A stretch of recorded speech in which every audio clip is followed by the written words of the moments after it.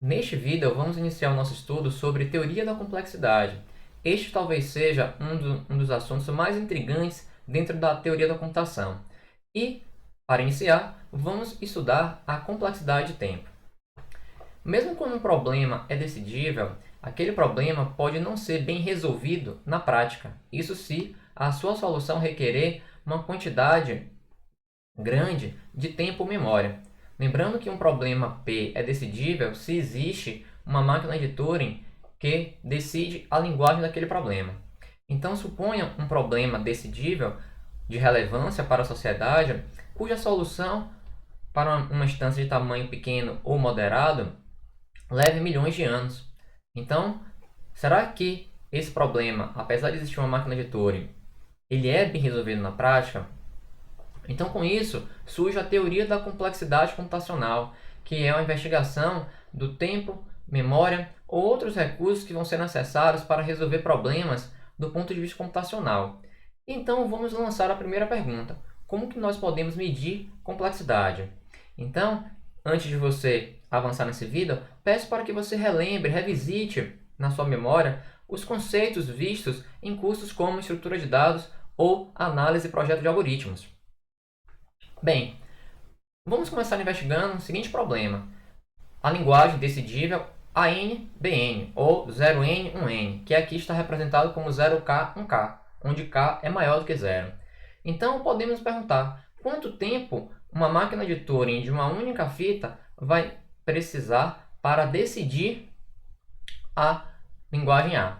Então, nós podemos contar o número de passos que a máquina de Turing M1, apresentada abaixo, vai utilizar. Então, o que faz essa máquina de Turing M1?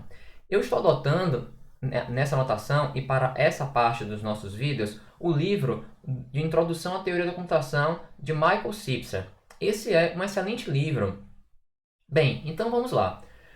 Com a entrada W, como primeiro passo, vai percorrer a fita e vai rejeitar se um zero é encontrado à direita de um símbolo 1. Vamos entender. Então, suponha que aqui eu tenha a palavra 0, 0, 1, 1, 0. Então, a máquina de Turing percorreria a palavra e verificaria se há um 0 à direita de 1. Então, veja que aqui há justamente esse 0 à direita de 1, então ele vai rejeitar.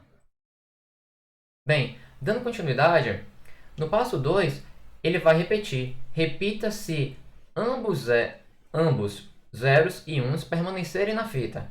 E o que ele vai fazer enquanto ele repete?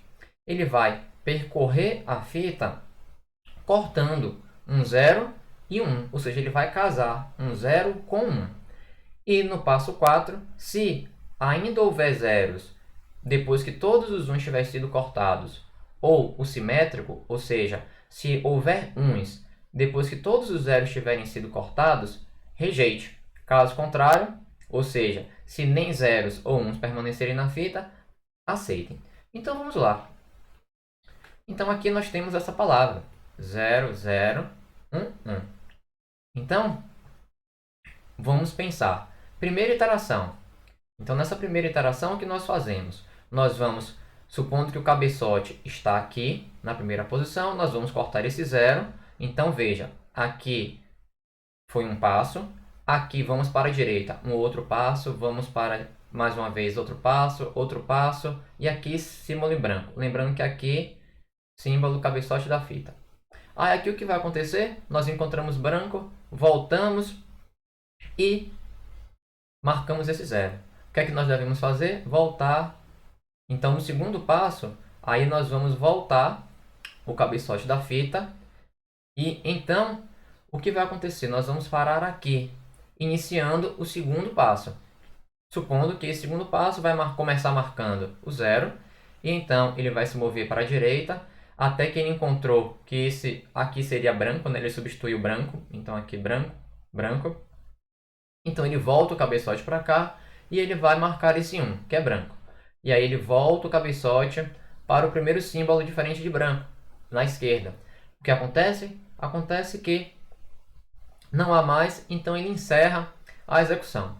Então, fica a pergunta: quantos passos a máquina de Turing levou em cada iteração. E não só isso, quantas iterações a máquina de Turing ela vai levar para processar a palavra. Então, no próximo vídeo, nós vamos entender melhor essa questão do número de passos necessários. Bem, o número de passos que um algoritmo utiliza para em uma instância particular pode depender de vários parâmetros. Por exemplo, se a entrada é um grafo, o número de passos ele pode depender do número de nós, do número de arestas ou até mesmo do grau máximo de um grafo. Por exemplo, em algoritmos de caminho, de percorrer um grafo, é comum você ter complexidades, por exemplo, O do tamanho do conjunto de vértices mais o tamanho do conjunto de arestas.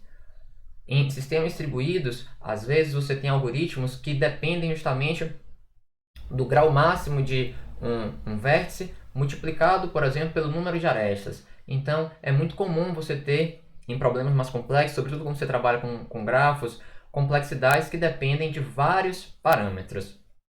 Bem, nós computamos, na verdade, o tempo de execução de um algoritmo puramente como uma função do tamanho da string que representa a entrada. E nós não vamos considerar nenhum outro parâmetro. Então, voltando para o nosso exemplo anterior, que como eu falei, nós vamos discutir lá na frente. Então, veja que essa entrada aqui, ela tem tamanho 4. Então, se eu tivesse uma outra entrada como essa, nós teríamos o tamanho 6. Então, o que nós acabamos de falar é que, por exemplo, a função dessa máquina M1 ela vai estar em função de quê? Do tamanho da palavra que representa a entrada. Então, essa palavra aqui ela tem tamanho 6. Essa palavra aqui ela tem tamanho 4. Então, a nossa função vai ser em função, vamos chamar isso aqui de n, a função de complexidade dessa máquina M1, de qualquer outra máquina que nós vamos ver, vai ser uma função cujo parâmetro vai ser o comprimento da palavra que representa a entrada. Então, por exemplo, se nós tivéssemos um grafo, então nós teríamos que encontrar uma representação desse grafo por meio de uma palavra. Bem, então nós podemos começar a medir a complexidade.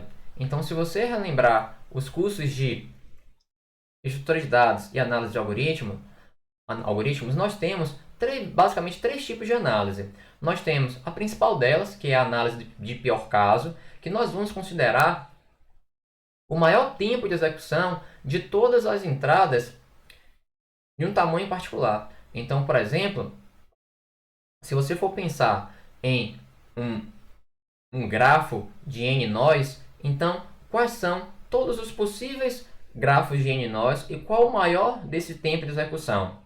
Nós temos o cenário de melhor caso, que nós vamos considerar o menor tempo de execução. Veja que a análise de pior caso ele tem um cenário muito pessimista, é o maior tempo de execução. No melhor caso, é um cenário muito otimista, que é o menor tempo de execução de todas as entradas de um tamanho particular. Então, suponha uma palavra de tamanho 10, tamanho n. Então, qual é o melhor cenário? E, por fim, nós temos a análise de caso médio, que nós vamos considerar uma média de todos os tempos de execução das entradas de um tamanho particular. Então, por exemplo, o que é que nós poderíamos fazer? Nós poderíamos pensar que nós temos um tamanho n e nós vamos ver um cenário específico, ele vai ter, por exemplo, probabilidade de ocorrer P1 e o custo vai ser 1. Então, outro cenário, ele vai ter uma probabilidade 2 e um custo 2. E assim sucessivamente. Então, nós faríamos isso para todas as possíveis possibilidades. Suponha que haja n possibilidades. Então, aqui, essa enésima possibilidade teria probabilidade Pn e custo Cn. Então, qual seria a ideia dessa análise de caso médio? Seria justamente essa média. Então, seria basicamente a esperança. Então, nós sabemos que a esperança de uma variável aleatória x nada mais é do que o valor que ela assume vezes a probabilidade. Então, aqui nós faríamos a média. Então, seria o somatório da probabilidade daquela entrada acontecer vezes o custo daquela instância acontecer. Bem, então com isso, recapitulando, na análise de pior cenário é uma análise muito pessimista, nós vamos considerar o maior tempo de execução. Na análise de melhor caso, nós consideramos um cenário muito otimista, é o menor tempo de execução, e temos a análise de caso médio, onde nós vamos considerar a média de todos os tempos de execução. Bem, no próximo vídeo nós vamos iniciar a nossa definição acerca de complexidade. Muito obrigado.